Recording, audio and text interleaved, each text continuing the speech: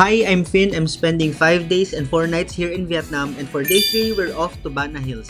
Basically, the Enchanted Kingdom of Da Nang pero mas leveled up. I booked this tour on Agoda. Super convenient kasi kasama na yung transportation, entrance tickets, and buffet lunch sa package.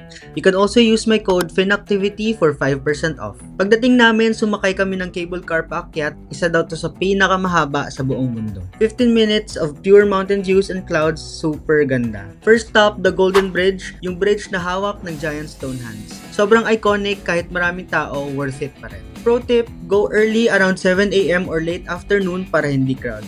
Next stop, the Flower Garden and huge Buddha statue. Super peaceful dito, perfect spot to rest and take photos. Then we explored Fantasyland, indoor theme park siya with rides and games. Sumakay ako ng Alpine Coaster, may fast and very fast mode.